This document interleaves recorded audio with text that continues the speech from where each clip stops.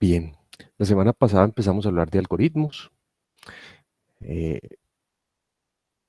Dijimos que era un algoritmo y dijimos que nos interesa de los algoritmos entender eh, o probar si son correctos y nos interesa la complejidad. Hablamos de la complejidad que es eh, cuánto recurso requiere el algoritmo para ejecutar. Nos concentramos en el número de operaciones y en mirar el peor de los casos de los algoritmos. Como una cota superior de esa complejidad y vimos algunos ejemplos. En la tarea les puse pues como un ejemplo más para que trabajaran.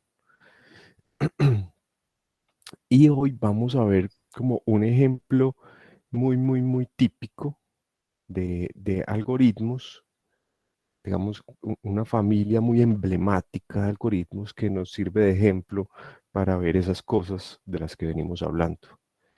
Son los algoritmos para buscar y ordenar.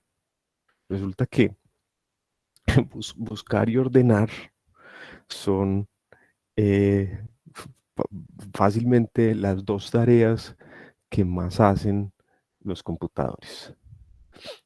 Es por todos lados uno se encuentra que hay que buscar dentro de una lista o hay que ordenar una lista. Eh, entonces digamos, desde los primeros años, desde los principios de los computadores y cuando se fueron haciendo populares, este creció como uno de esos ejemplos emblemáticos de algoritmos, como eh, y que, y que siguen siendo pues relevantes. Eh, un computador se la pasa en esas, buscando, ordenando.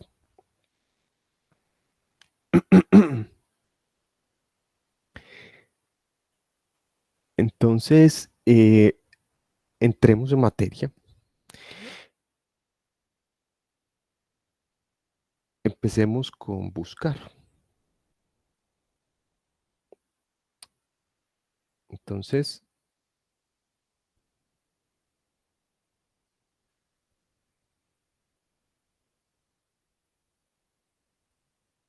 lo más natural que a uno se le ocurre, si le dan una lista,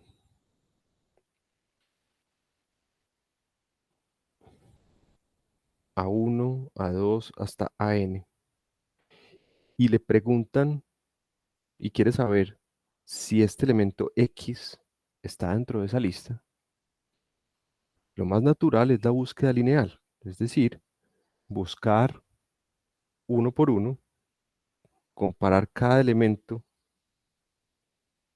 con ese X hasta que lo encuentre o hasta que recorra toda la lista sin encontrarlo. Entonces aquí describo el algoritmo como en una especie de pseudocódigo eh, para ir desde uno hasta n. Si a su i es igual a x, entonces voy a retornar true, queriendo decir sí, sí lo encontré, y voy a retornar el índice i, que fue donde lo encontré. Si al terminar ese ciclo for no sé, no sé, el algoritmo no salió, no terminó, quiere decir que x no está en esa lista, y en ese caso retorno false, para indicar que no, que el elemento x no está en la lista.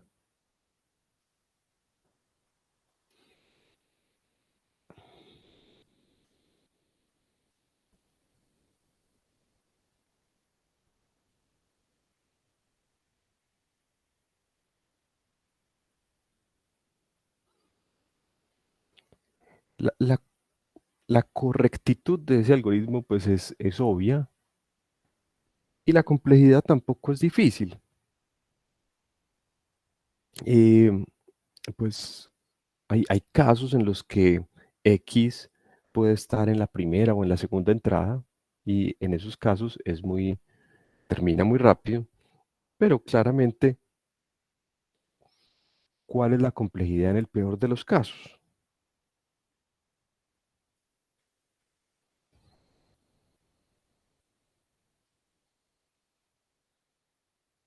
Exacto. Entonces, para ser más preciso, y no lo voy a poner con notación o grande, lo voy a decir con más precisión, en el peor de los casos,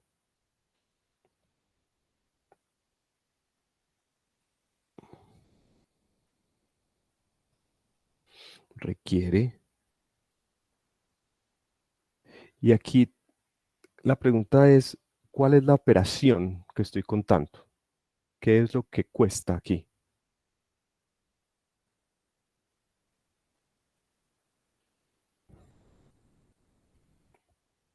Aquí lo que cuesta, lo que voy a contar, es el número de comparaciones. Comparar dos enteros, pues realmente no es muy costoso, pero es esa la operación que se repite muchas veces. Y hay ocasiones en que lo que estoy comparando no son enteros, sino, por ejemplo, palabras. Por ejemplo, si estoy buscando dentro de un diccionario. Entonces la comparación es más costosa. En cualquiera de los casos, en estos algoritmos de búsqueda, esa es la operación que voy a contar. Entonces, en el peor de los casos, requiere n comparaciones.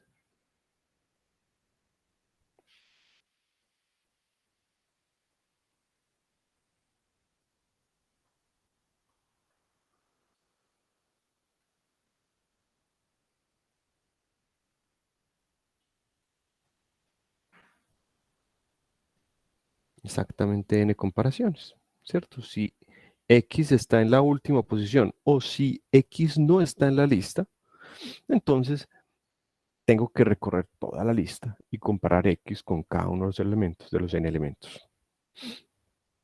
¿Está claro esto? Ok, muy bien. Listo. Ahora, ¿será que podemos hacer algo mejor que esto?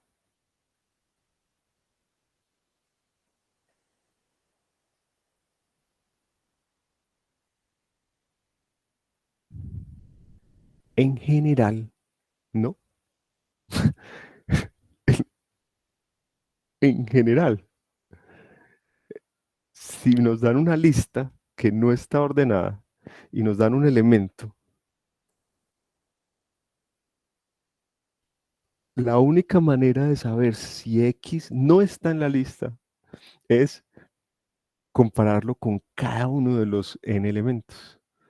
O sea que este algoritmo es óptimo. Exactamente. Este algoritmo es óptimo. Desde cierto punto de vista, este algoritmo es óptimo.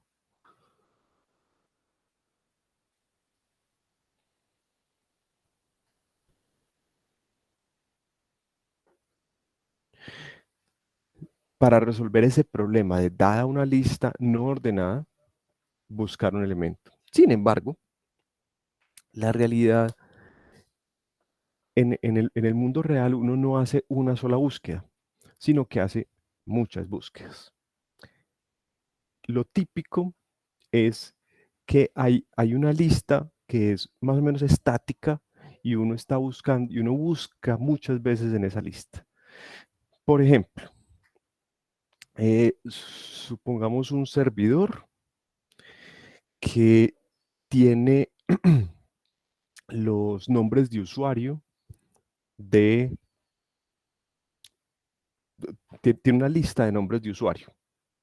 Y cada vez que alguien va a intentar acceder al servidor, pues tiene que buscar en la lista de usuarios a ver si ese usuario que entró está o no está, eso no es un usuario, ¿cierto? Entonces tú escribes tu nombre de usuario, em, ¿cierto? Yo escribo Decabark y él busca en su lista de usuarios si estoy ahí.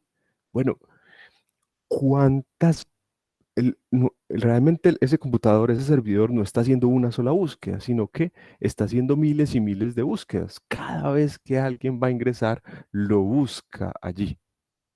Y la lista de usuarios es relativamente estática. No se están registrando nuevos usuarios todos los días. La lista de usuarios es más o menos estática y hay que hacer muchísimas búsquedas. Entonces, una mejor estrategia es tener la lista ordenada y buscar en la lista ordenada. Entonces, ya veremos que si la lista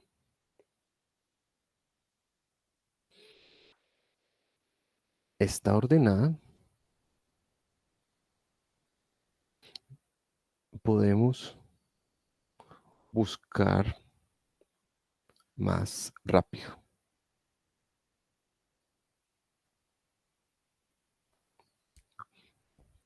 Entonces, eso nos lleva a lo que se conoce como la búsqueda binaria. Bajo el supuesto de que la lista está ordenada,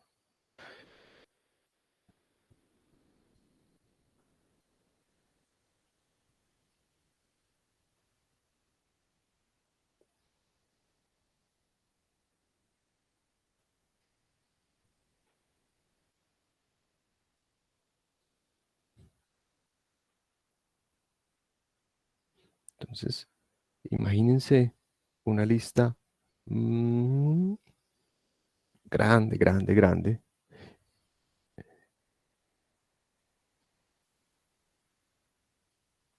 con muchas, muchas, muchas. Y queremos saber si este elemento X está en esa lista L.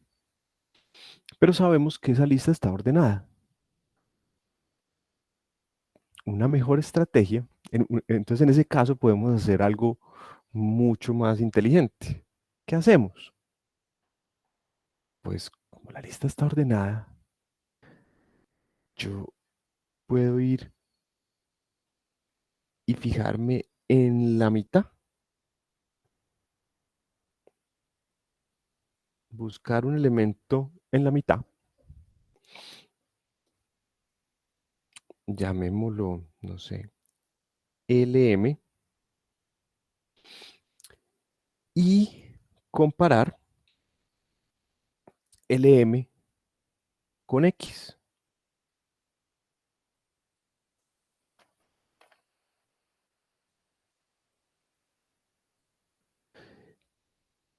¿Qué puede pasar? Si X es menor que L, bueno, si X es igual a LM, pues gané. Si X es menor que LM, no voy a, no lo voy a llamar LM, perdón, lo voy a llamar A sub M. Entonces esta es la posición M. Esta es la posición 1, posición 2, posición 3, posición M, posición N. Si X es menor que A sub M, ¿qué puedo hacer? Eso me dice que en caso de estar X en la lista, debe estar en la primera mitad de la lista. Es decir, puedo descartar la segunda mitad de la lista y concentrar mi búsqueda en solo la mitad de la lista. Entonces miren que de un solo tajo me deshice de la mitad de la lista. Entonces, si X es menor que A sub M, voy a buscar acá. Y si X es mayor que A sub m,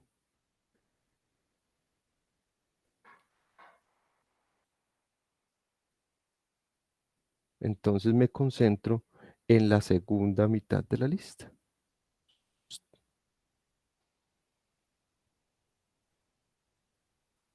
¿Qué tal? Y sigo haciendo lo mismo. En esa segunda mitad o en esa primera mitad, vuelvo a ir exactamente al punto medio y con eso puedo descartar una de las dos mitades. Y continúo de esa manera.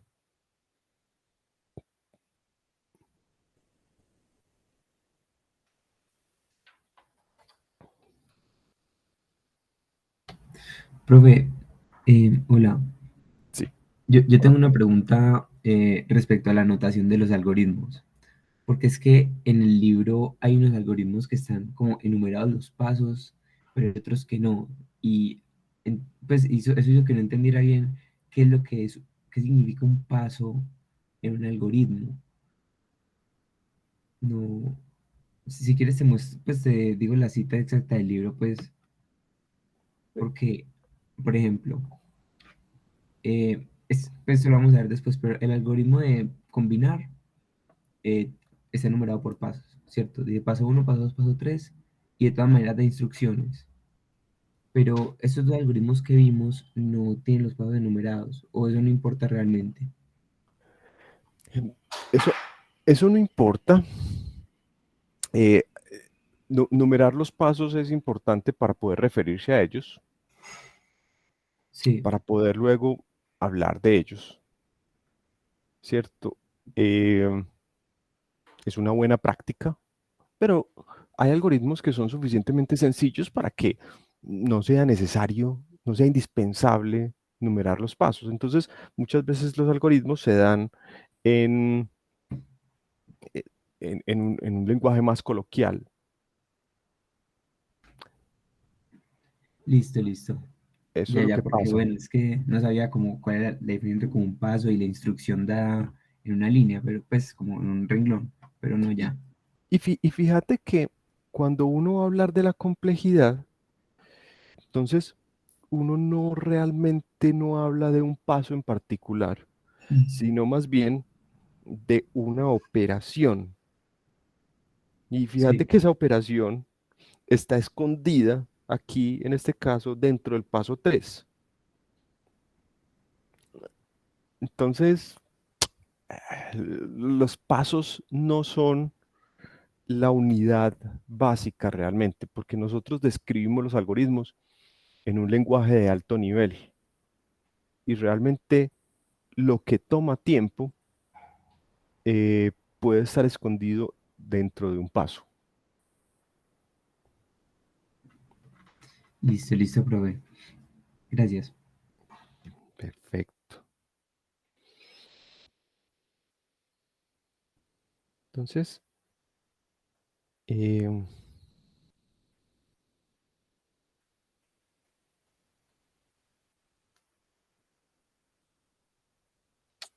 para dar un ejemplo concreto, supongamos que yo voy a buscar,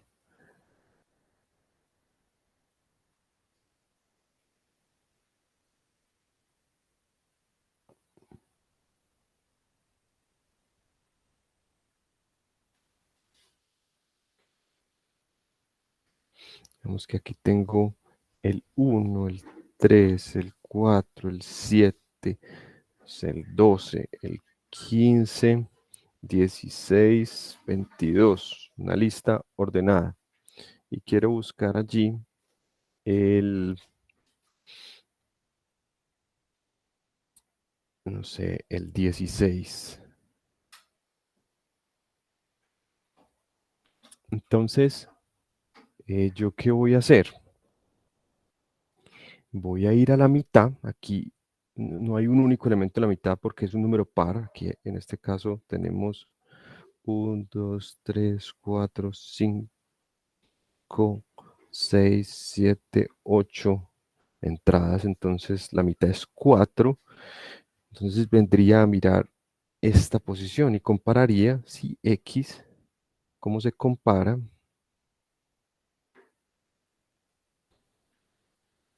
x con a sub 4, que es 7. Como 16 es mayor que 7, entonces de ahí en adelante me concentro en esta segunda mitad.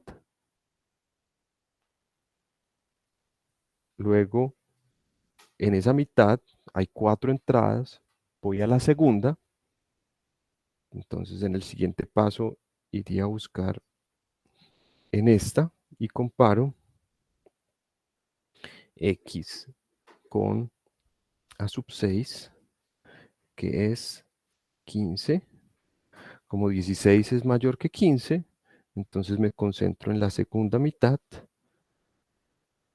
y en el siguiente paso la mitad de 2 es 1 y revisaría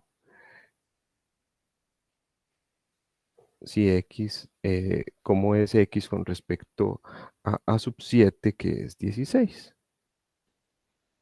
Y allí saldría.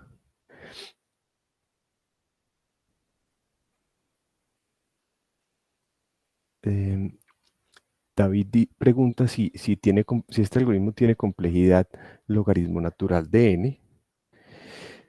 Eh, s- Realmente pues sí, sí, es del orden del logaritmo natural de n, eso es correcto. Ahora hablamos de la complejidad. ¿Se entiende la idea?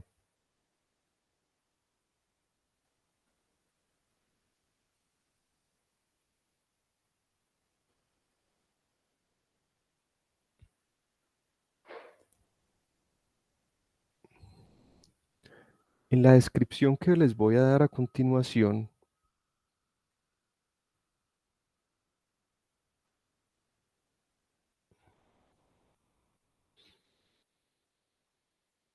voy a hacerla, yo hice digamos, una descripción un poquito más realista que la que hace el libro.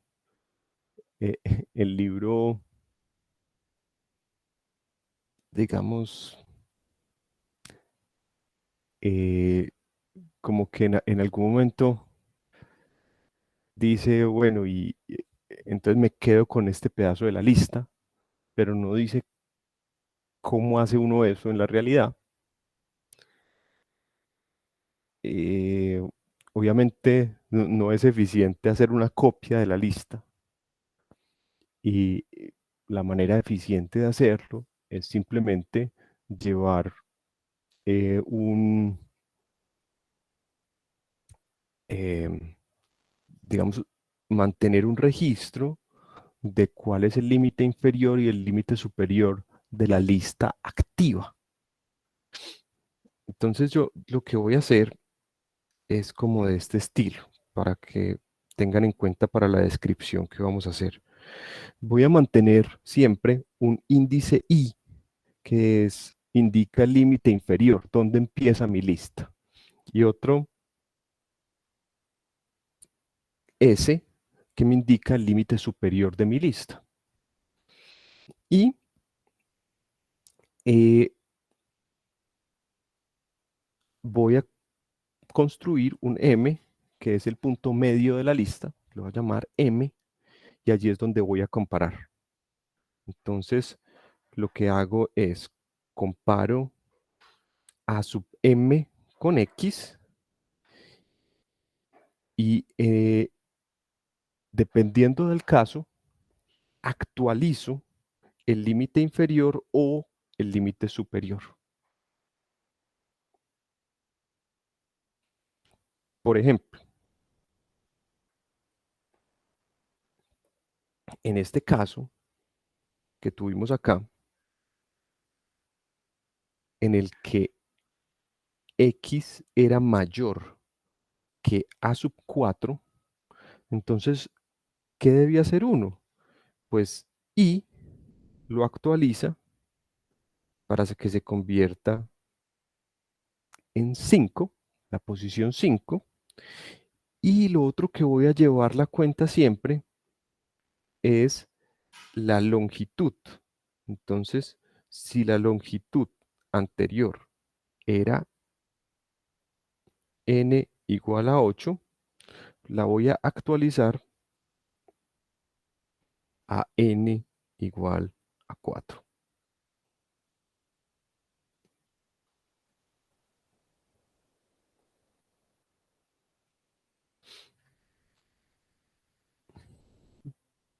¿Se entiende la idea de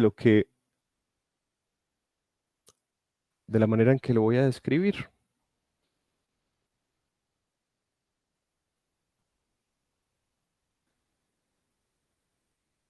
¿Ok? Entonces, aquí está mi descripción de ese algoritmo.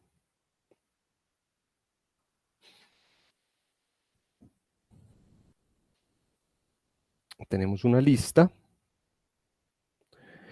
Suponemos que está ordenada. Voy a definir 3 números enteros. Y va a representar el límite inferior, S el límite superior y L la longitud de la lista.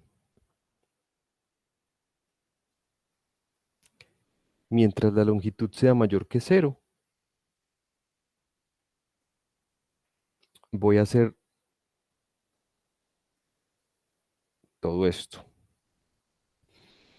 Hay un caso trivial que es cuando queda un único elemento en la lista, cuando L es igual a 1. En ese caso simplemente comparo X con ese único elemento a sub I. Si son iguales, devuelvo true y devuelvo I. De lo contrario, devuelvo false.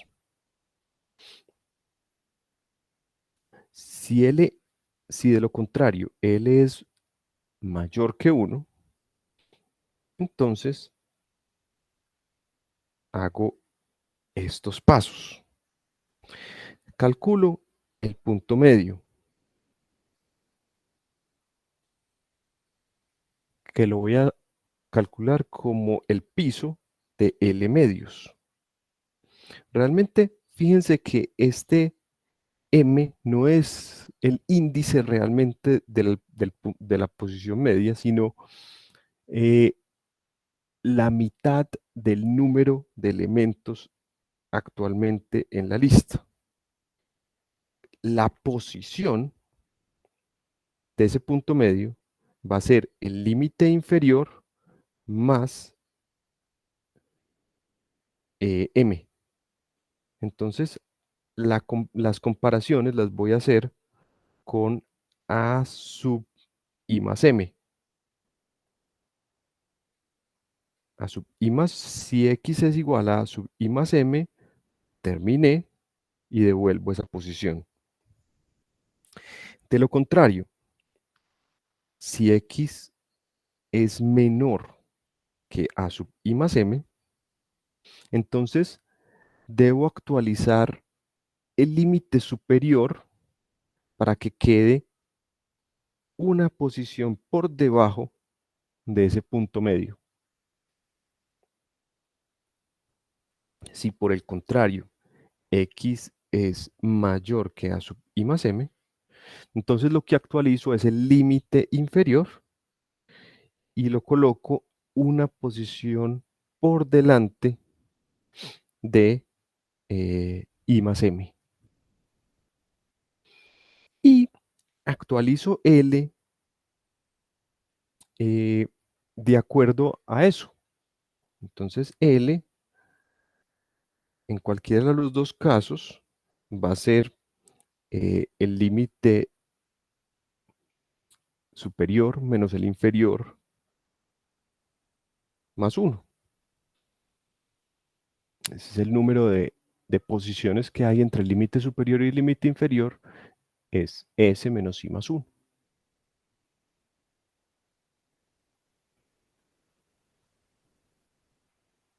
Si después de este while no se devuelve nada, entonces retorno false.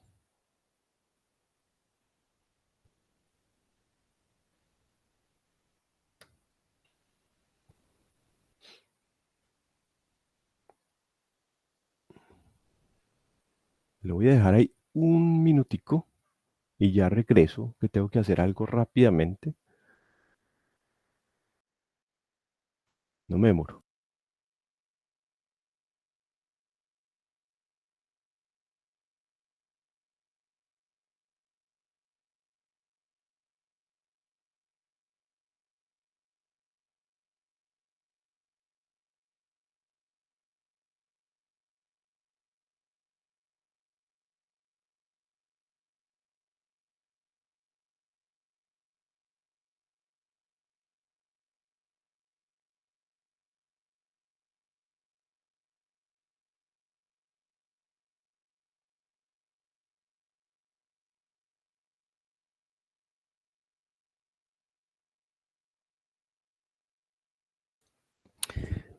Díganme preguntas, comentarios, ¿qué les parece?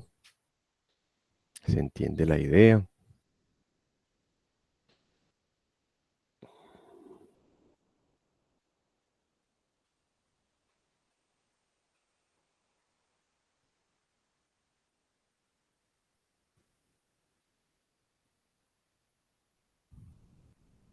Profe, Dime, Sebastián. si tenemos una situación, pues como la situación que usted había puesto en un principio, en el que una persona quiere buscar en un servidor un usuario y tales, entonces supongo que, que los nombres de usuarios estarían ordenados por orden lexicográfico, en, Exacto. en cuyo caso, pues, si como, pues como el conjunto de letras de las que se puede elegir es finito, entonces la letra del inicio del nombre de la persona tiene que estar dentro de, de las letras pues que se usan para el orden lexicográfico, entonces ¿por qué no simplemente se optimiza la búsqueda buscando solamente entre aquellas palabras entre aquellos nombres de usuario que inician con la misma letra o que tienen pues, o siguiendo con ese mismo razonamiento que tienen la segunda letra también coincidiendo y así, o no representaría una optimización mayor? Pues no se me ocurre una forma en la que puede ser igual de eficiente que esto. Creo que sería más eficiente. Eso, ese tipo de cosas se pueden hacer, se hacen. De hecho, en este caso también lo podrías hacer cuando son enteros. Podrías buscar en la representación binaria, ir un bit por bit. Y de hecho, eso es lo que estábamos haciendo. De hecho, eh, eso es exactamente lo que estamos haciendo en el caso binario. Eh, mira lo siguiente. Voy a ponerlo por acá. Supongamos que hay 8 entradas. Bueno, no es exactamente, pero es muy parecido. Es como hacer unos cajones. Supongamos que como ahorita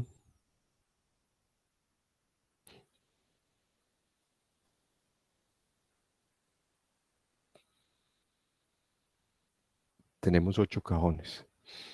Entonces, voy a escribir el binario que representa los números del 0 al 7, ¿cierto? Esta sería la entrada 0.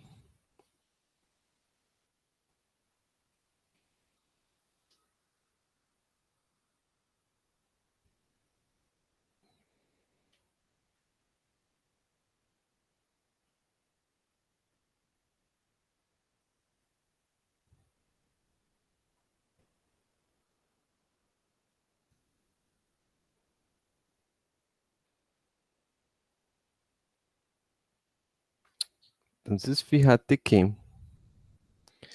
lo que yo estoy haciendo es considerando dos compartimientos.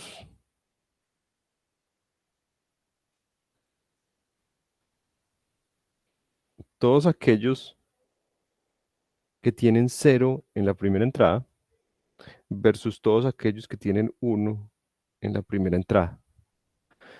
Y es como que hubiera eh, algo parecido a lo que estás pensando, como todos aquellos que empiezan con A, todos aquellos que empiezan con B, todos aquellos que empiezan con C, y los estoy separando en compartimientos, ¿cierto? Como el diccionario está ordenado, está separado en pedazos. Entonces voy y busco entre aquellos que empiezan con 0 o voy y busco entre aquellos que empiezan con 1.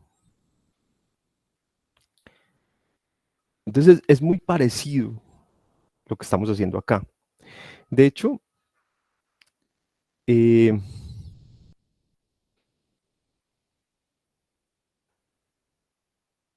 la pregunta que surge ahí es cuál es el óptimo. Y de manera más general, uno se puede imaginar que si tiene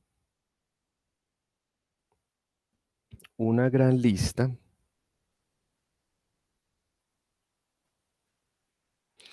entonces sería bueno separarla de cierta manera en un número de pedazos y que cuando uno tiene un elemento X, vaya y busque en uno de esos cajones y luego ese cajón se separe en otros cajones. Y esto se puede hacer con una función hash. Entonces uno de alguna manera asigna a cada uno de estos cajones eh, un,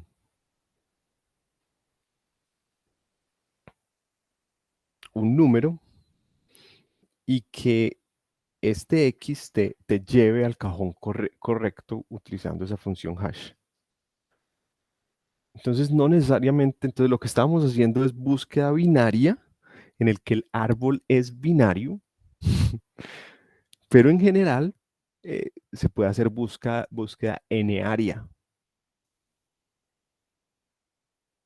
donde el número de cajones no es 2, sino cualquier número que tú quieras. En el caso del orden lexicográfico sería búsqueda 26 área. Exacto.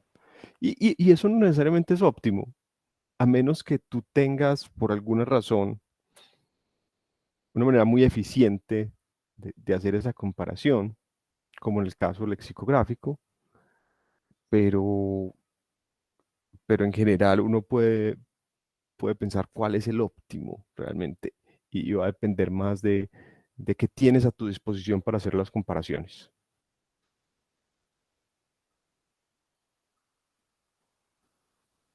Una muy buena pregunta.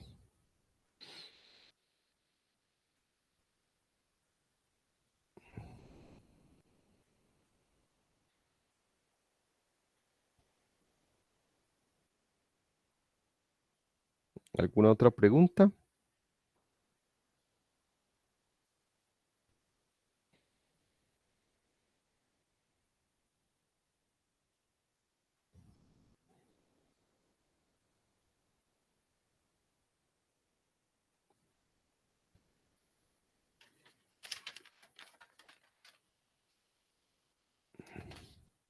Muy bien. Y la complejidad no es difícil. Uno fácilmente se puede convencer de que en cada paso uno se queda como en el peor de los casos, con la mitad de la lista, en el mejor de los casos, con la mitad menos uno de la lista. Eh, para ser como muy precisos, si n es una potencia de 2, esto requiere eh, a lo más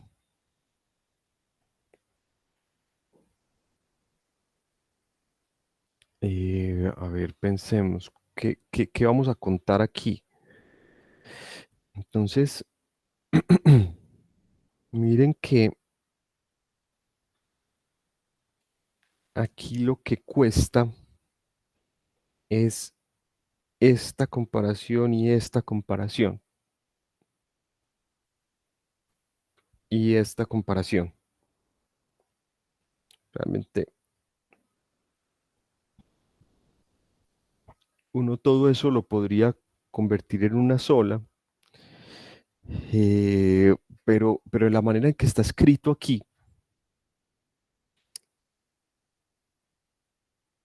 uno tendría que comparar una, dos y tres veces. Bueno, no, solamente dos, porque este último pues puede ser un simple else. Pues si no es ni igual ni menor, definitivamente es mayor. Entonces necesito dos comparaciones. En el peor de los casos, eh, cada vez que pase por este ciclo while, tengo que hacer dos comparaciones. Preguntarme si es igual, preguntarme si es menor. Entonces, en el peor de los casos se requieren dos K comparaciones.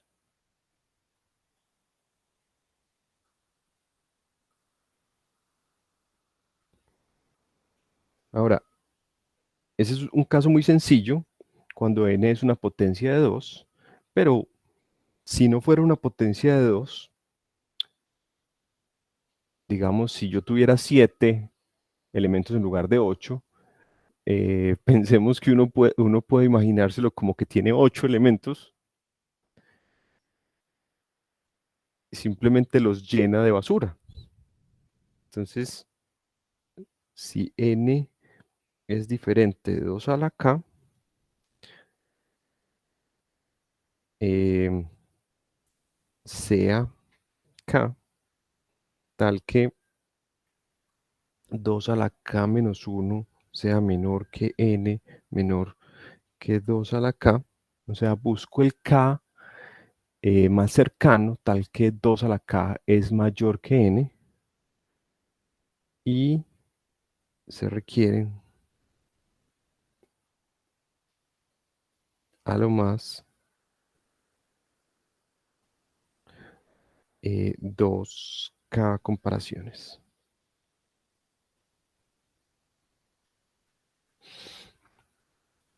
En cualquier caso,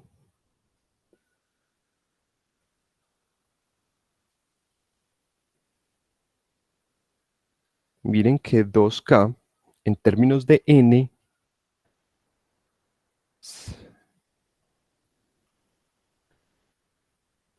quieren em,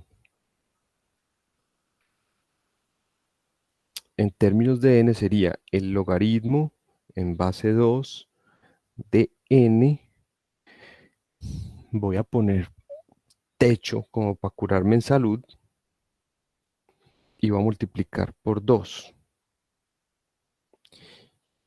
Y eso no es difícil demostrar que esto es del orden del logaritmo en base 2 de n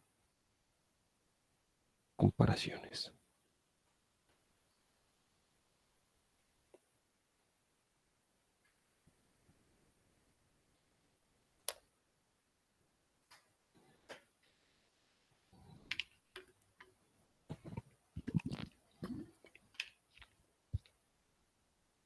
¿Qué opinan?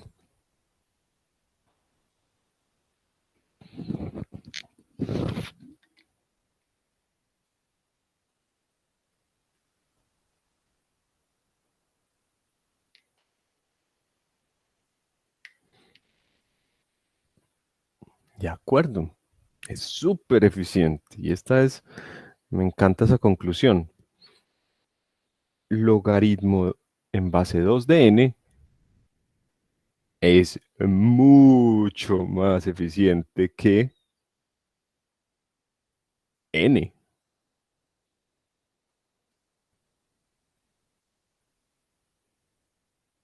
pero mucho es mucho. Esto, en efecto, es casi que hace toda la diferencia.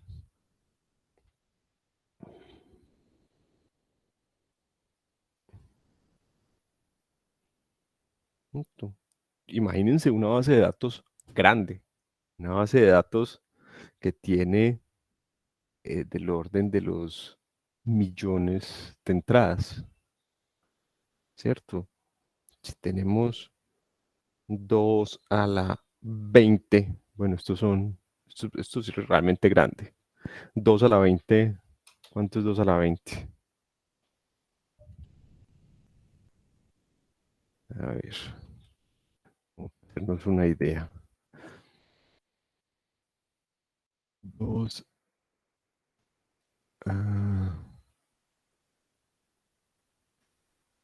esta calculadora no me permite hacer 2 a la 20. ¿Alguien tiene por ahí facilidad de calcular 2 a la 20? Voy a ir abriendo por aquí algo donde lo pueda hacer, mientras alguien se le lo calcula.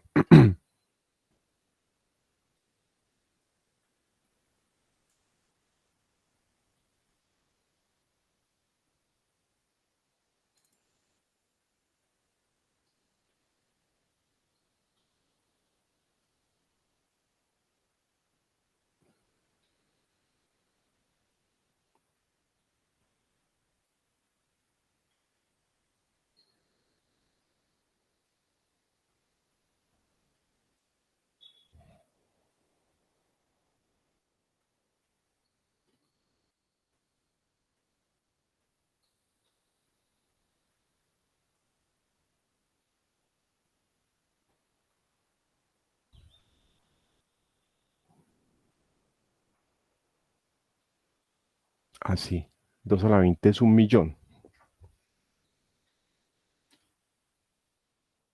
Un poco más de 1.000.000. Ahí está el número. Gracias, Omar. Este es 1.048.576.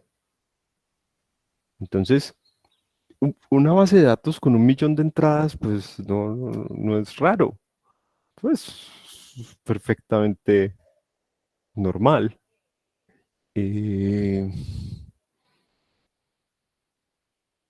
una base de datos de usuarios eh, de la alcaldía de Medellín fácilmente tiene 1.000.000 de entradas. Entonces, estamos hablando de búsqueda lineal, toma 1.000.000 de comparaciones, mientras que búsqueda binaria toma 20 comparaciones.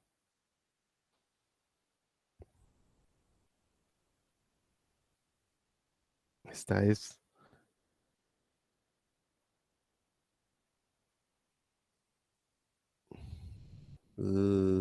el poder de el logaritmo.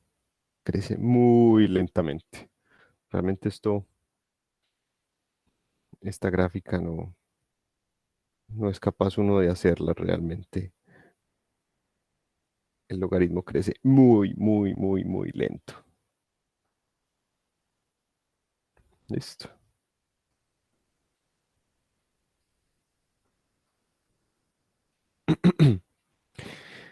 Eh, ¿Algún otro comentario? ¿Alguna otra pregunta?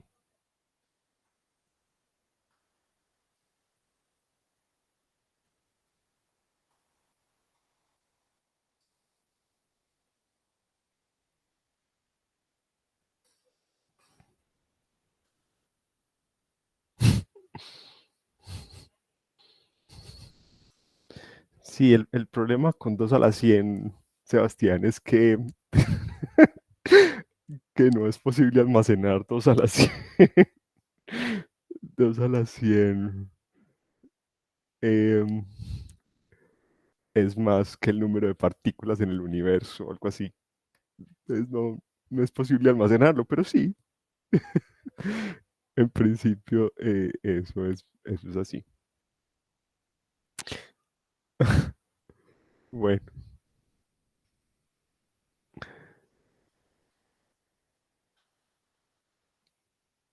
eh, continuemos. ¿Algún otro comentario?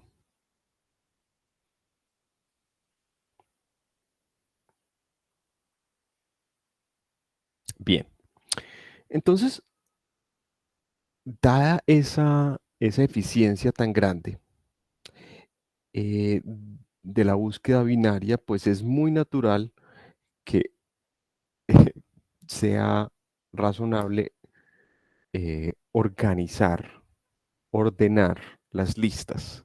Y es muy común que las listas estén ordenadas para poder buscar en ellas de manera eficiente. De hecho, esa es la razón por la que los diccionarios están ordenados.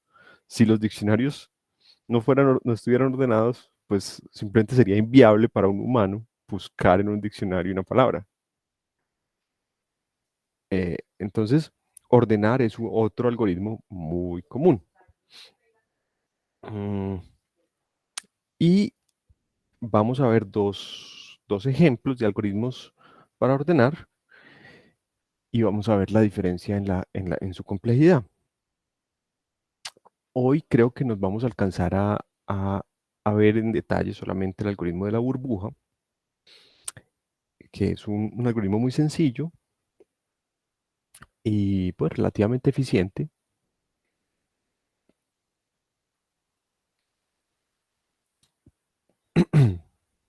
para ordenar una lista.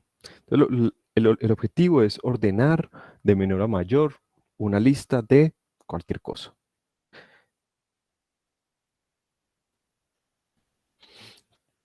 El algoritmo de la burbuja hace lo siguiente. Hace varias pasadas por la lista. En cada pasada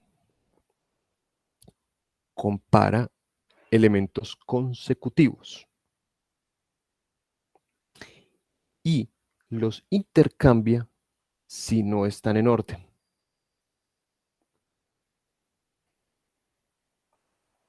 Como veremos, al hacer eso, en la primera pasada, el mayor elemento va a quedar en la última posición. El mayor elemento va a quedar en la última posición. Y por eso se llama el algoritmo de la burbuja, porque es como que los elementos más grandes van subiendo como burbujas hasta la parte de arriba, hasta el final de la lista. Se van a ir yendo hasta el final de la lista.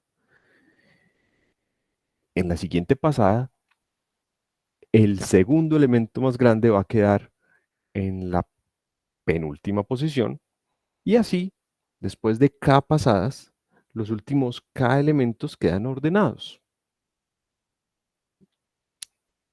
Después de N pasadas, la lista va a quedar ordenada.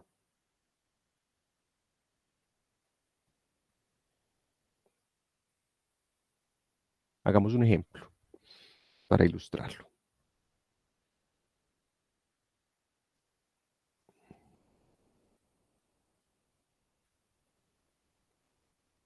Supongamos que tenemos los elementos 7, 5,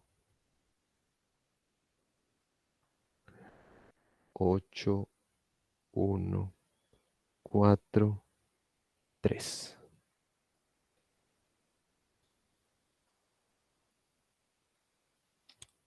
Entonces, vamos a recorrer la lista y vamos a comparar de a dos. Si están, vamos a comparar elementos consecutivos. Si están en desorden, los intercambiamos. Y si no, los dejamos igual. Entonces,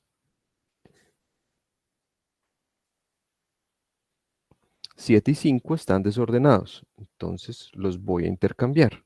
Me queda 5, 7, 8, 1, 4, 3. Ahora me fijo en estos dos.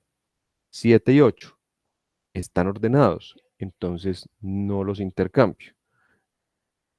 Luego, 8 y 1 están en desorden, entonces los intercambio.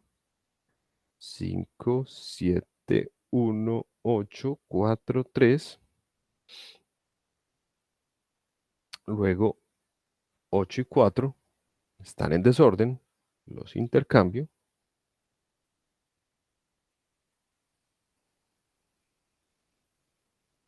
Cinco, siete, uno, cuatro, ocho, tres. 8 y 3, los intercambio, me queda 5, 7, 1, 4, 3, 8 y terminé la primera pasada por la lista. Y miren que en efecto, en ese intercambiar consecutivos, si estaban en desorden, logré que al final de esa primera pasada, el mayor de todos los números quedara en la posición, en la última posición.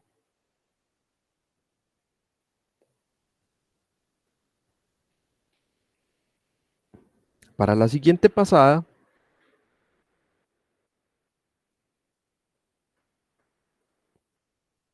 solamente me concentro en los primeros n-1 elementos, porque ya sé que el último está en la posición correcta. Y hago lo mismo. Comparo 5 con 7. Comparo 7 con 1. El 7 con el 1 se intercambia. El 7 con el 4 se intercambian. El 7 con el 3 se intercambian. ¿Y qué me queda al final de la historia? Me queda 5, 1, 4, 3, 7, 8. Ya en este caso tenemos dos ordenaditos y tenemos este resto de lista por ordenar.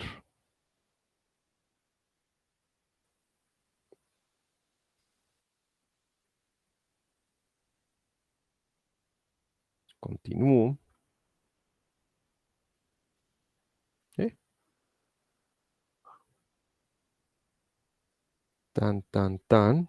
5 con el 1, 5 con el 4, 5 con el 3.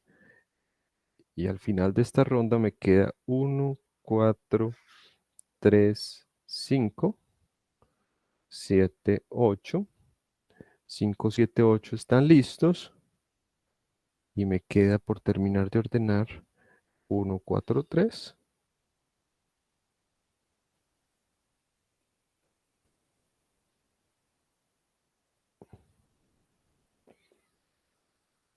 Luego 1 con el 4 están bien, 4 con el 3 cambian, entonces me queda 1, 3, 4, 5, 7, 8. Todo esto está listo. Me queda por terminar de ordenar el 1 y el 3. Pero ya en el siguiente paso, comparo 1 con 3 está bien. Entonces no tengo que hacer nada. Y terminé. Porque ya todo esto está listo y todos estos son mayores que el primero. Final. Preguntas, ¿cómo lo ven?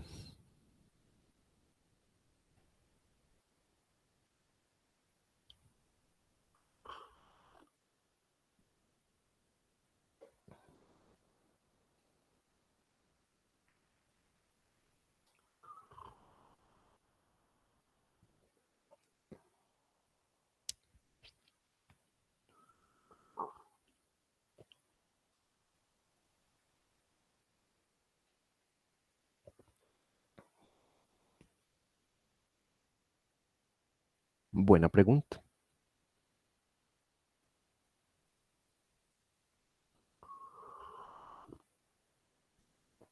Mm, David tiene razón, es del orden de n al cuadrado.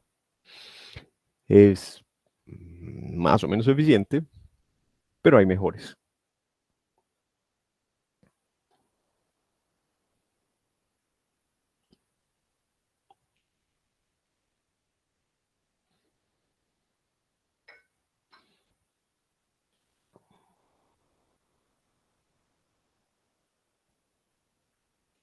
Calculemos exactamente cuánto toma.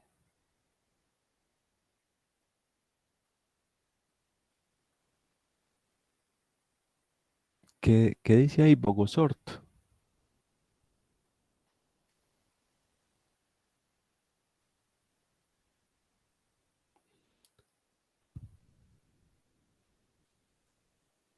Hipsort. Entonces, por ejemplo, Hipsort es creo que n log n. Merge sort es n log n. eh, Hay uno que lo llaman quicksort, que también es n log n. Entonces, hay muchos que son más eficientes que este de la burbuja.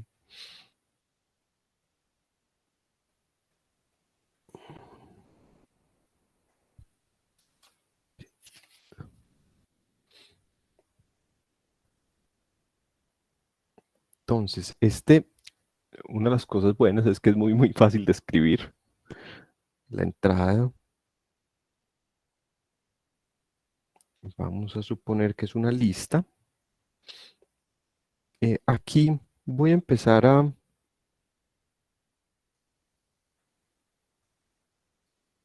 usar otra notación.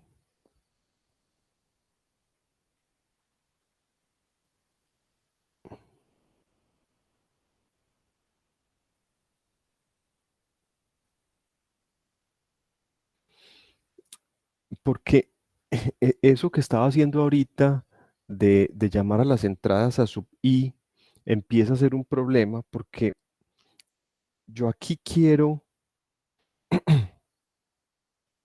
ya no identificar las entradas como por siempre, sino por su posición en la lista. Entonces, en lugar de hablar de a sub i, yo voy a preferir hablar de li. Y li se va a referir a la posición iésima de la lista actualmente. Entonces, si cambio la lista, si muevo los elementos de la lista, entonces L se actualiza y por supuesto yo me puedo referir a LI, a eh, la posición iésima de la lista L. Esto, esto empieza a ser un poco más claro de escribirlo de esta manera. Entonces, ¿qué voy a hacer? Voy a recorrer.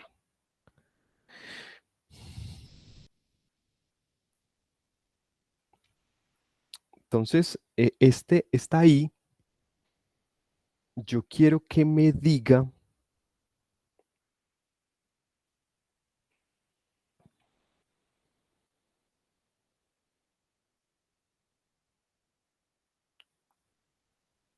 mm, cuántas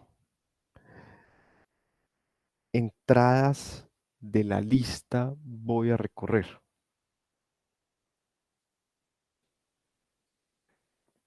Para que en el ciclo interno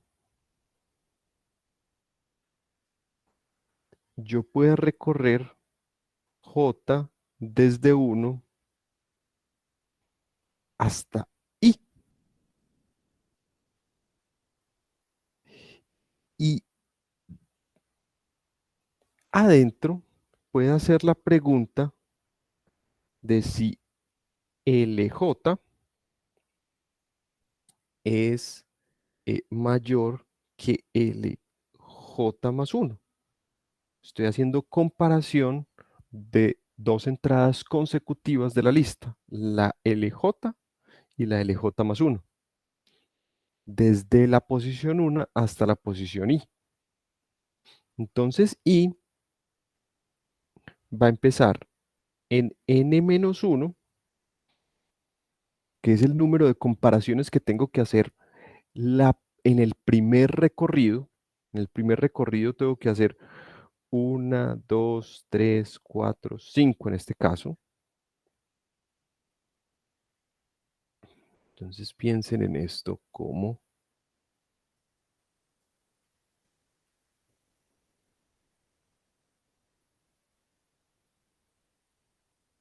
número de comparaciones.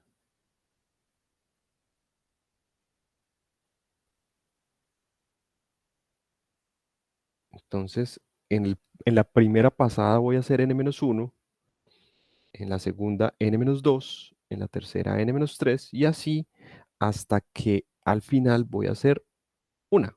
Entonces voy bajando.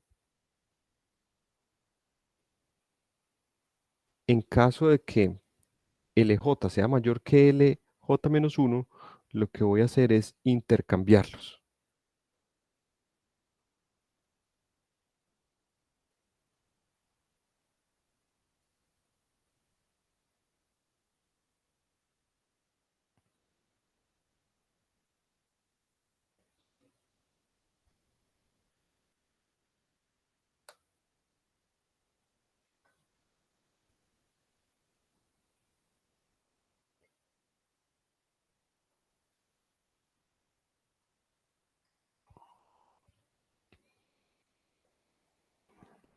¿Está bien?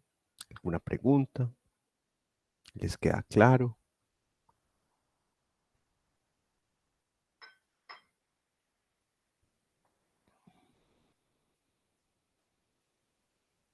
Claro como el agua, excelente.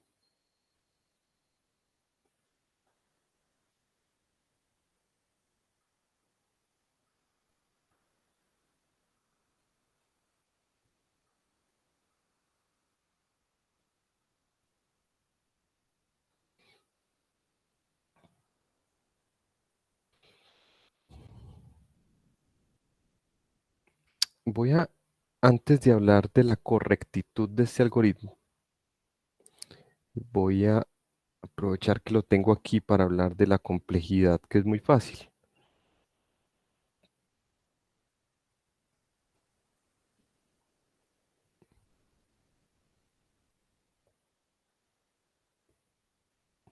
¿Qué vamos a contar? Vamos a contar el número de... Hay dos posibilidades. Yo puedo contar el número de comparaciones o el número de intercambios. En el peor de los casos, que es cuando la lista está completamente al revés, van a coincidir el número de comparaciones con el número de intercambios. No hace mucha diferencia contar lo uno que contar lo otro. Por simplicidad voy a contar las comparaciones, porque fíjense que esas ni siquiera dependen de si estoy en el mejor o en el peor de los casos. Como yo no sé si la lista de entrada está en qué orden, entonces yo en cada pasada tengo que comparar, sí o sí. Y de esa manera, el número de comparaciones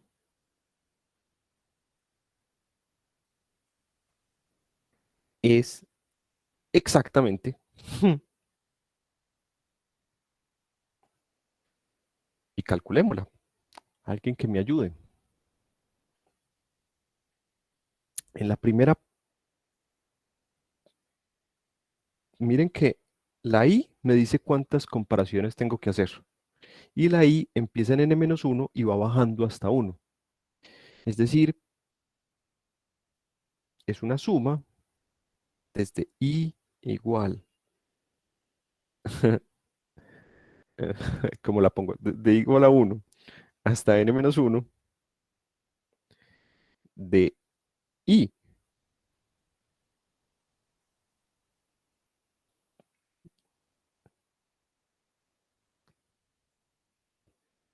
En la primera pasada hago n-1, en la segunda n-2, en la tercera n-3, n-4, hasta 1. O sea que tengo que hacer 1 más 2 más 3 más 4 más hasta n-1.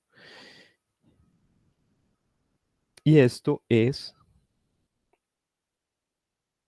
n por n-1 sobre 2. Miren que eso es un poco menos que n al cuadrado, pero en cualquier caso es del orden de n al cuadrado.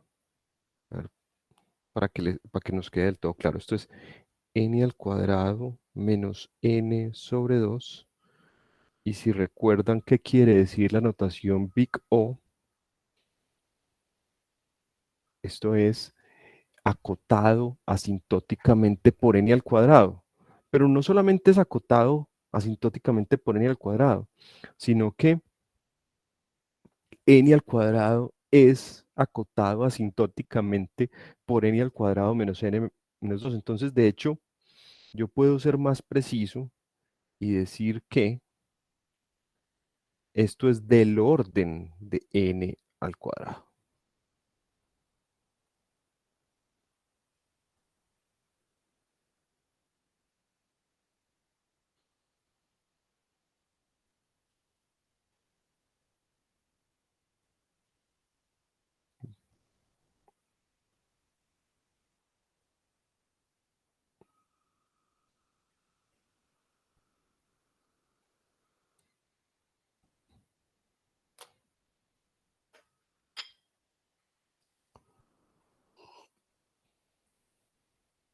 Preguntas.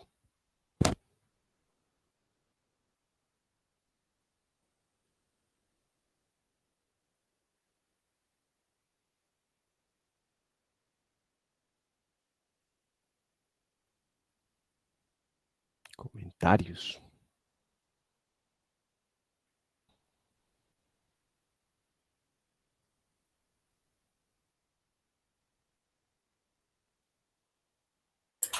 Bueno, una pregunta, ¿cómo se sabe que las dos se acotan, son cotadas asintóticamente unas a las otras?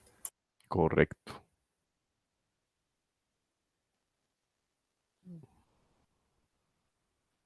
Sí, exactamente.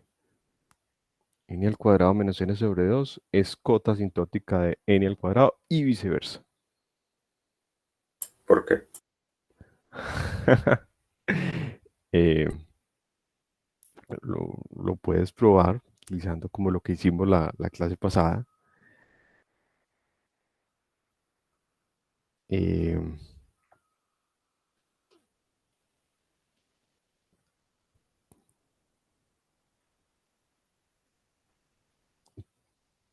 lo puedes hacer por definición, pero es mejor utilizar un poco algunas de las cosas que vimos.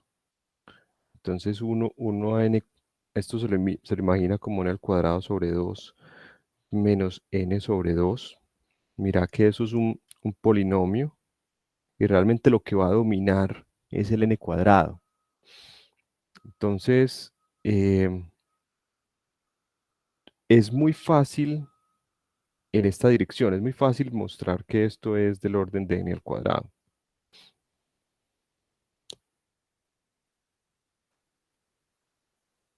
Porque el segundo término está restando. Entonces eso va a ser casi que inmediato mostrar que esa es una cota superior. Para el otro lado, es un poco más interesante y se los voy a dejar de ejercicio porque esto, mostrar que n al cuadrado es O grande de n al cuadrado sobre 2 menos n sobre 2. Eh,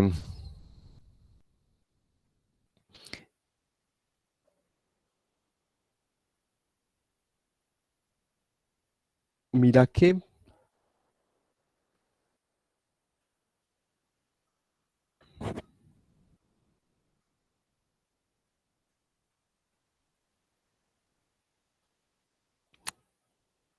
sí, hay varias formas de hacerlo. Yo realmente no le quiero dedicar tiempo en esta clase a esto. Se puede hacer con límites también. Se puede hacer más o menos a mano, porque n, eh, digamos, toda esta expresión la puede acotar con un n al cuadrado y se va rápidamente.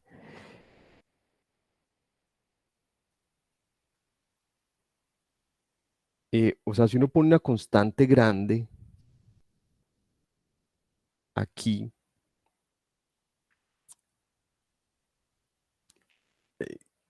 este primer término se vuelve, se va rápidamente y, y este es insignificante. El segundo término es insignificante porque lo que domina asintóticamente es el primero.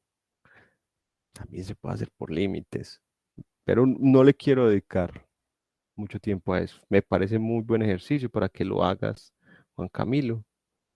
Revisa lo de la clase pasada y utiliza esas herramientas que vimos para mostrar que eso es cierto. Listo. ¿Por qué no lo quiero hacer? Porque quiero dedicar mi tiempo, el tiempo que nos queda, a hablar de la correctitud de este algoritmo.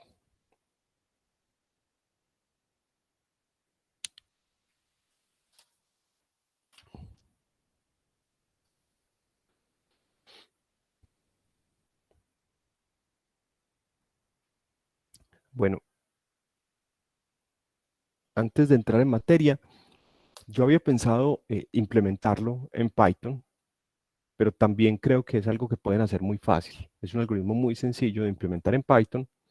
Obviamente, cuando uno lo lleva a un lenguaje, tiene que tener pues como un poco de cuidado con, con qué se puede hacer y qué no se puede hacer, pero prefiero dedicar el tiempo a esta parte que no está en el libro y que es un poquito más delicada.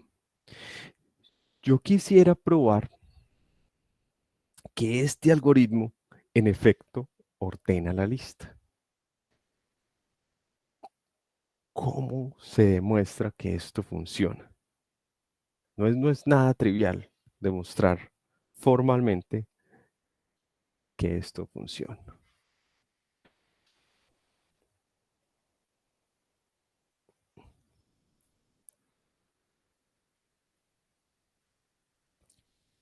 Lo que vamos a hacer para esa demostración es, número uno, asumir que tenemos una manera de intercambiar elementos en la lista, que eso no afecta cuántos elementos quedan, pues los elementos que quedan en la lista simplemente cambia el orden. Vamos a partir de eso. Y vamos a hacer dos demostraciones. Una va a demostrar algo acerca del ciclo for interno. Lo que vamos a mostrar es una invariante del ciclo.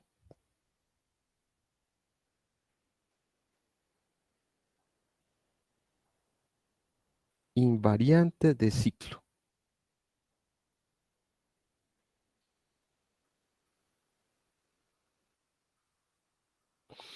Esa invariante de ciclo es una afirmación que se cumple, digamos, al iniciar cada uno de eh, de las iteraciones de este ciclo for. Algo que siempre va a ser cierto. Esa es la clave para las demostraciones de correctitud de algoritmos. Identificar esa invariante de ciclo y probarla haciendo algo muy parecido a inducción. Es decir, eh, pruebo el caso base y pruebo que si es cierto para J, entonces es cierto para J más 1. Entonces vamos a identificar una invariante para este ciclo. Eso nos va a llevar a una conclusión acerca de qué pasa al terminar el ciclo. Y luego vamos a identificar otra invariante de ciclo para el ciclo externo. La vamos a demostrar y eso nos va a permitir concluir algo acerca de cuándo termine el ciclo. Entonces, la clave es identificar invariante de ciclo y demostrarla.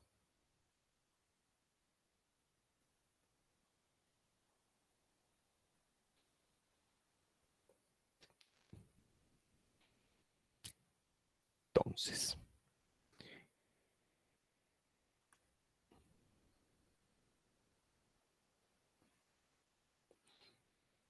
Afirmación número 1. Esta va a ser la invariante del ciclo interno.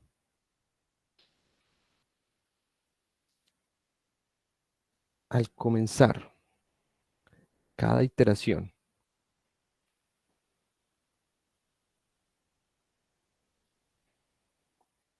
del ciclo interno,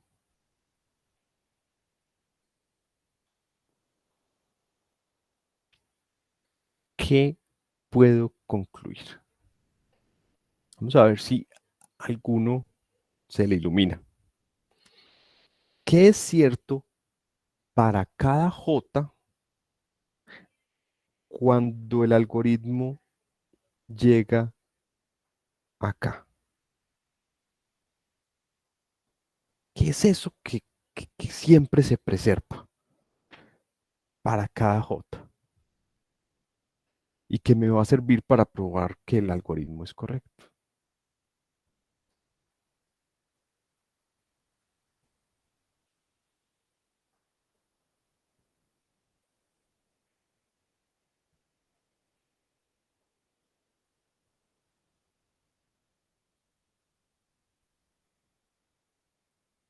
¿Alguien?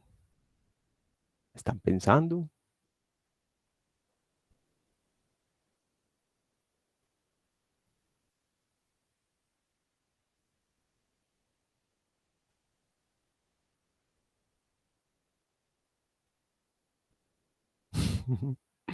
Gracias. Tampoco. ¿Qué es eso que es cierto? Por 3. ¿Qué tal esto?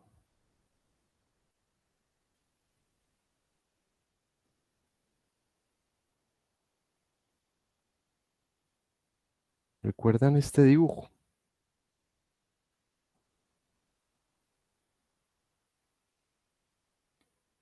Lo que quiero convencerlos que es cierto es que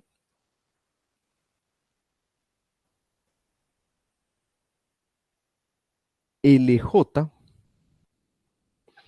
es mayor o igual que LK para K menor que J.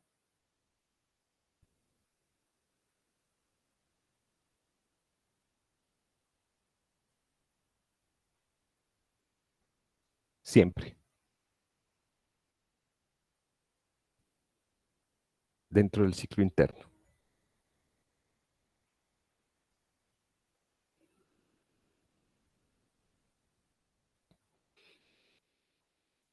LJ es mayor o igual que LK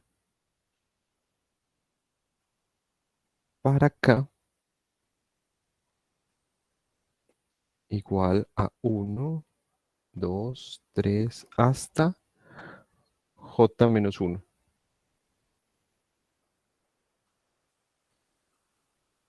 Esa va a ser mi invariante de ciclo para el ciclo interno.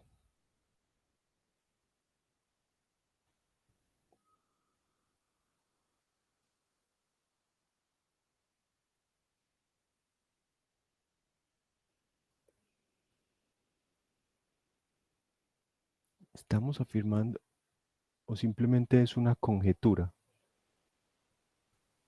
No, es una afirmación que tengo que probar. Cada vez que llego al paso 3, se cumple eso.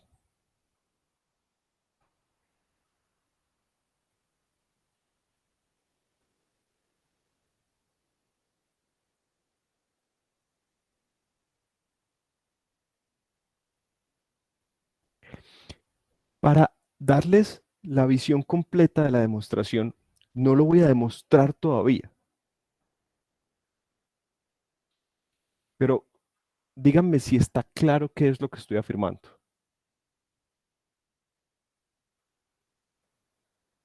Ok. Sebastián dice que sí. Esa es la invariante de ese ciclo. Ahora, si esa invariante logro demostrarla, todavía no lo voy a hacer. ¿Qué puedo concluir que ocurre al terminar el ciclo interno?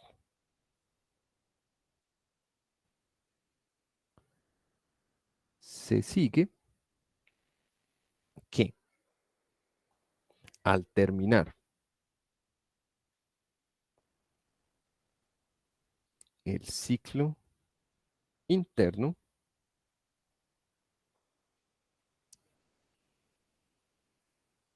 cuando recorra J desde 1 hasta I, al final de esa historia,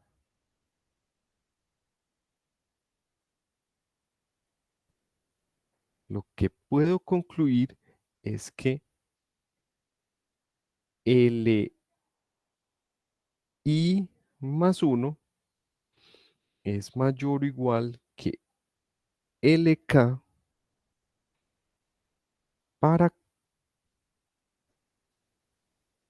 K desde 1 hasta I.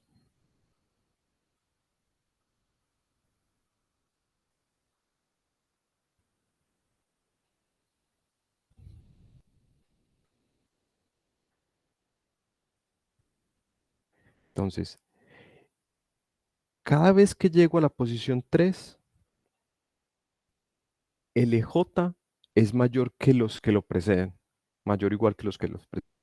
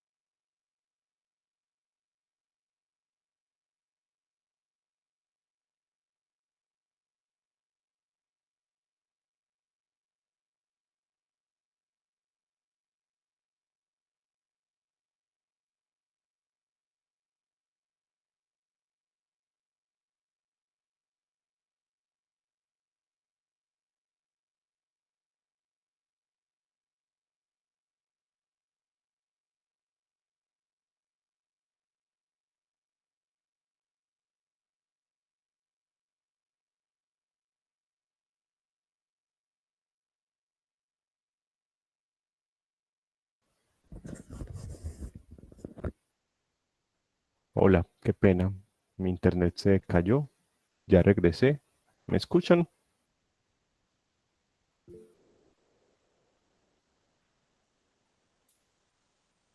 Ok.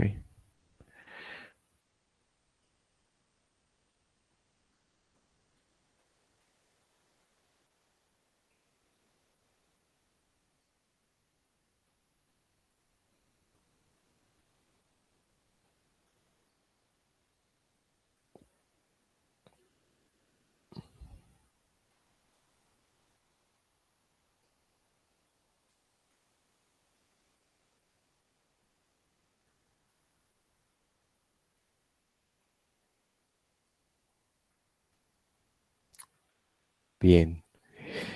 ¿Dónde íbamos? Vamos a ver si están de acuerdo con estas dos cosas que he dicho. Al comenzar cada iteración del ciclo interno, LJ es mayor que igual que LK, para K igual a desde 1 hasta J menos 1. Y si esto es cierto, si logramos demostrar que eso es cierto, entonces se sigue que al terminar el ciclo interno, LI más 1 es mayor o igual que LK para K desde 1 hasta I. ¿Qué es lo que habíamos dicho cuando describimos el algoritmo? Que en cada pasada, el elemento más grande se va hasta la última posición. Y eso es lo que estoy diciendo acá. ¿Se entiende la idea?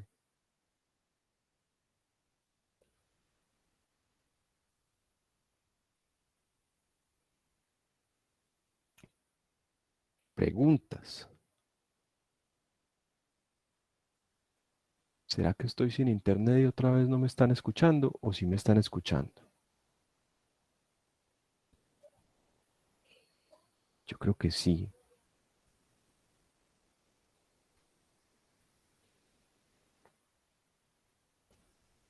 Hoy están tan callados que ni idea. Perfecto. Listo. Y se entiende lo que estoy haciendo.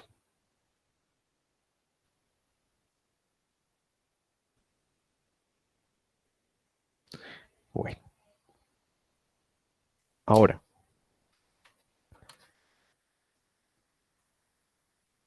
¿cuál va a ser la invariante de ciclo del ciclo externo? ¿Qué es eso que se cumple para cada i de ese ciclo externo cuando voy a ejecutar, cuando llego a ejecutar la línea 2? ¿Qué se cumple para cada i? Lo que se va a cumplir es que, si recuerdan qué es lo que pasaba después de cada recorrido, lo que ocurría, digamos, lo podemos ver acá, es lo siguiente, es que las últimas entradas están ordenadas y son todas mayores o iguales que las primeras entradas. Eso lo voy a describir de la siguiente manera. Entonces, al comenzar cada iteración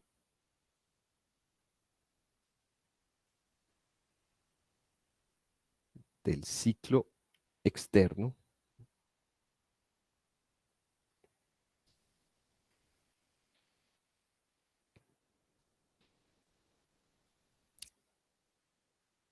para R igual a 1, no sé si es hasta ahí o hasta ahí más 1. Voy a poner hasta ahí, pero ahora lo corrijo. Y S, T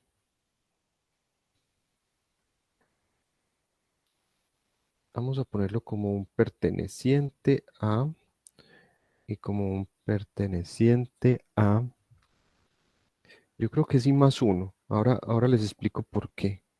I más 1 y aquí desde I más 2 hasta N con S menor que T,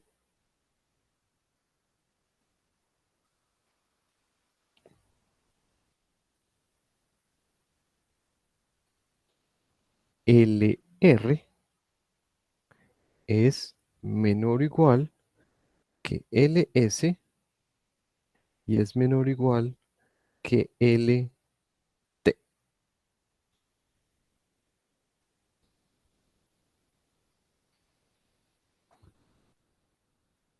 Es decir, las últimas entradas que son representadas con estos índices S y T, están ordenadas.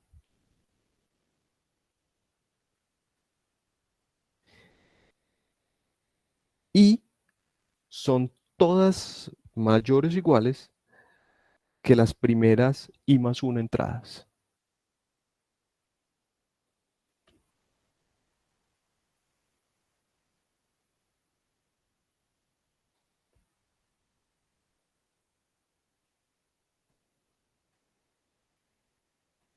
¿Se entiende la afirmación?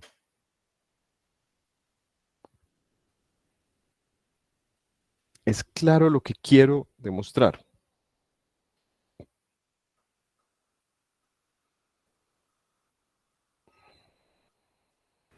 Profe, ¿por qué están ordenadas?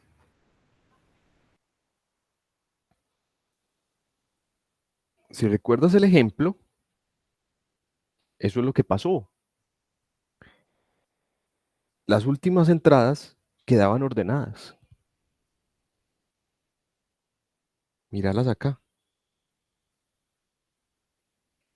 Ahí están ordenadas. Aquí están ordenadas. Siempre esas últimas entradas estaban ordenadas.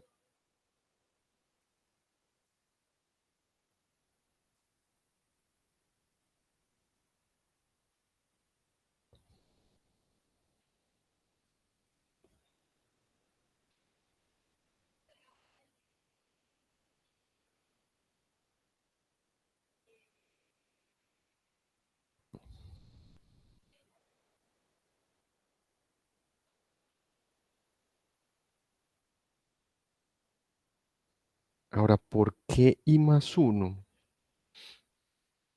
Esa me cuesta siempre más entenderla. ¿Por qué I más 1?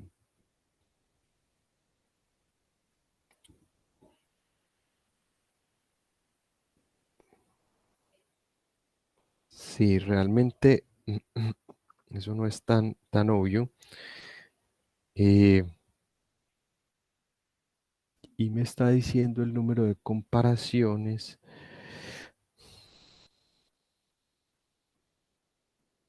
Pero también me está indicando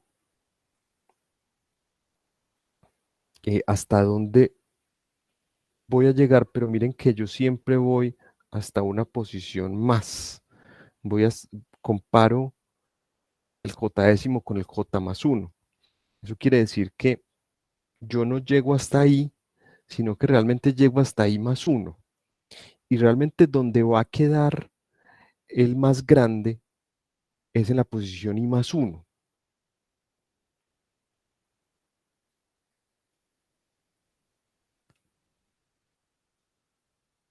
Exacto, en la posición I más 1. Entonces, al comenzar en el paso 2, yo cuento con que del I más 2 hacia adelante están listos y del I más 1 para atrás todavía les falta trabajarlo.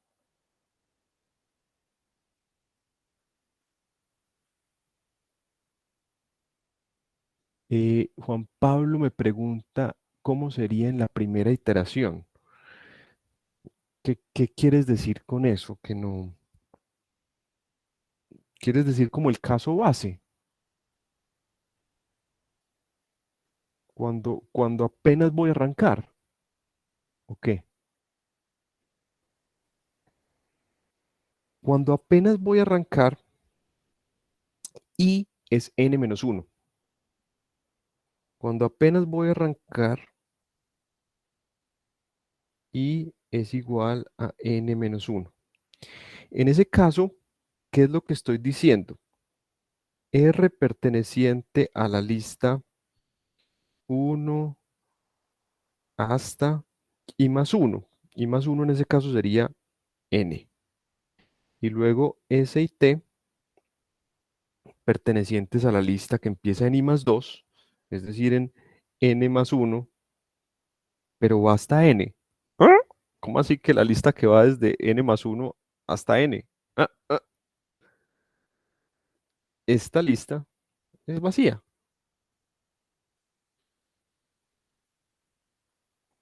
Entonces,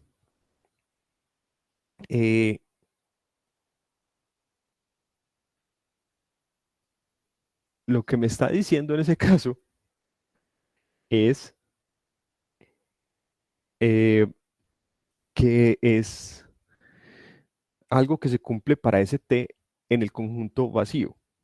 Y obviamente se cumple vacíamente.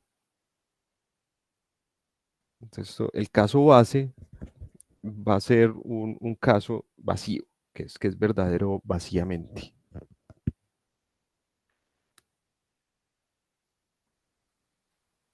Profe, Dime, ¿puedes subir un momentico, porfa? claro. Un poquitico más.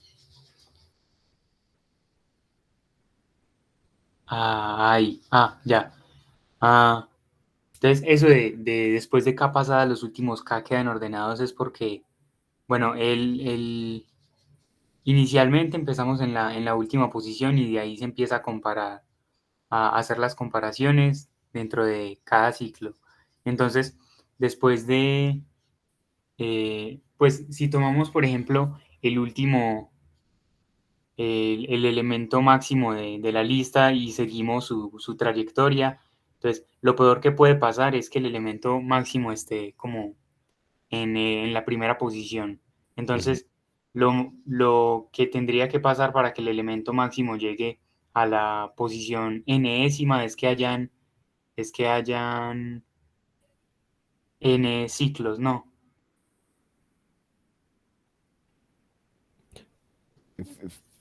Pero fíjate que aquí no estamos hablando del peor o el mejor de los casos. De hecho, este algoritmo ejecuta idéntico, prácticamente idéntico, sin importar si es el peor o el mejor de los casos. Sí, pero lo que yo digo es, pues estoy poniendo la situación en la que el máximo elemento está en la primera posición, en cuyo caso habría que hacer n cambios para llevarlo a la última posición. Correcto. Entonces, N-1 cambios. por eso es que se dice que las últimas quedan ordenadas, pues las K últimas quedan ordenadas en el késimo ciclo, ¿cierto?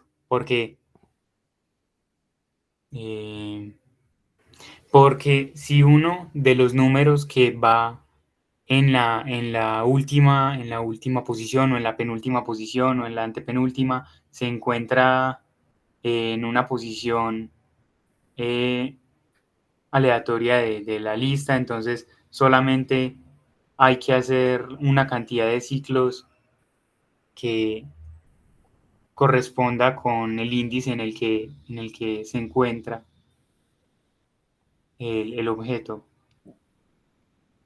O creo que me confundí. Yo creo que estás confundiendo algo ahí. ¿Qué cosa? Lo importante es que al hacer, es, al terminar ese ciclo interno, que son todos estos pasos,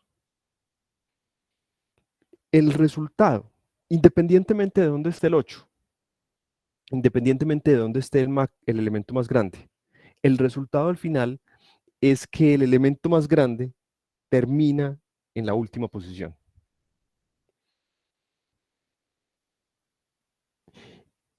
Y fíjate que de la manera en que lo estamos haciendo, como disminuimos y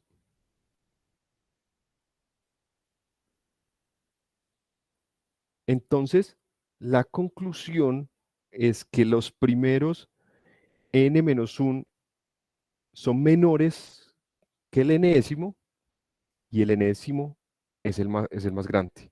Ahora, y ahora me concentro en los n-1 primeros y hago lo mismo. ¿Cuál es el resultado al final de eso?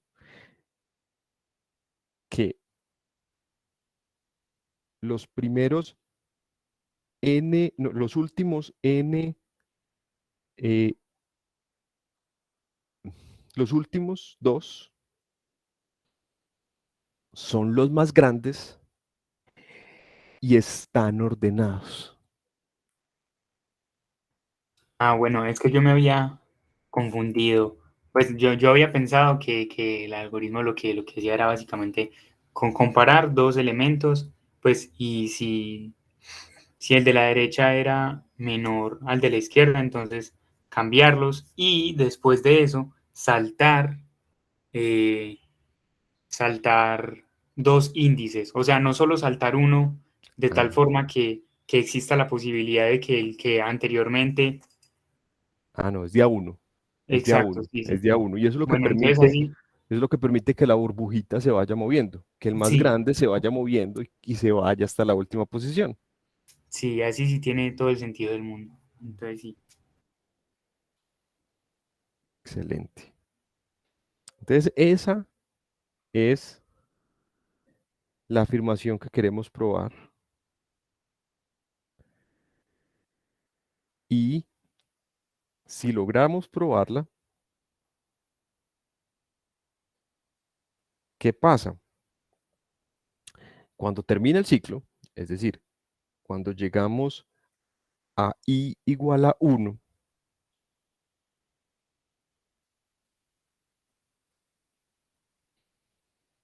cuando i igual a 1, miren que si i igual a 1, entonces, no, perdón,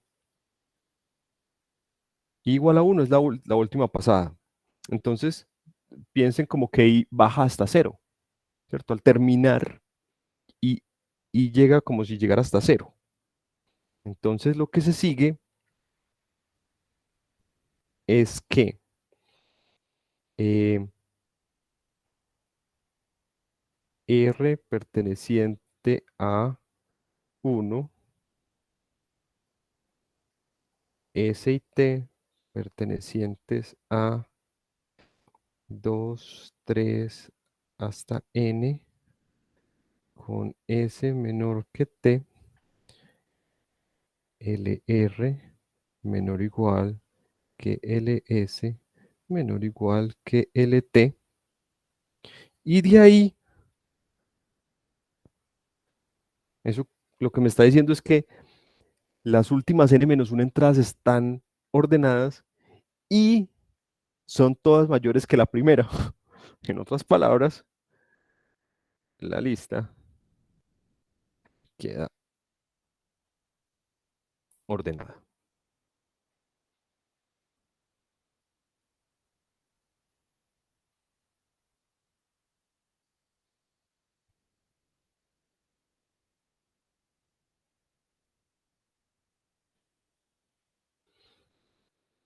Ahora, ¿qué queda?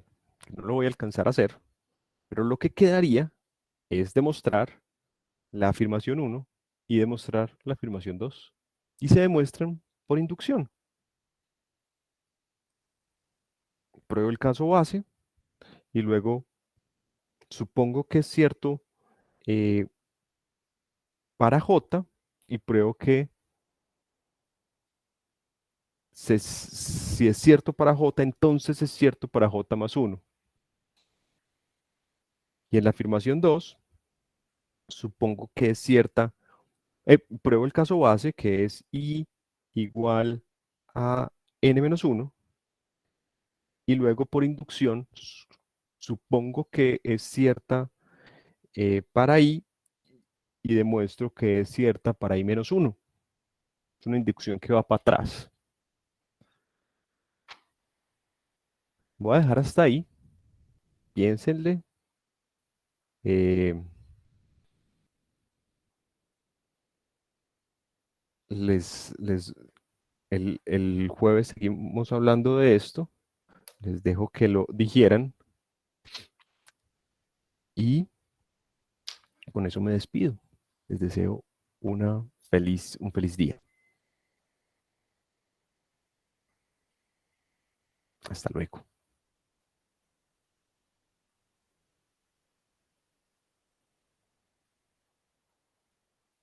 No estoy seguro si vamos a verlos todos, pero al menos veremos uno más.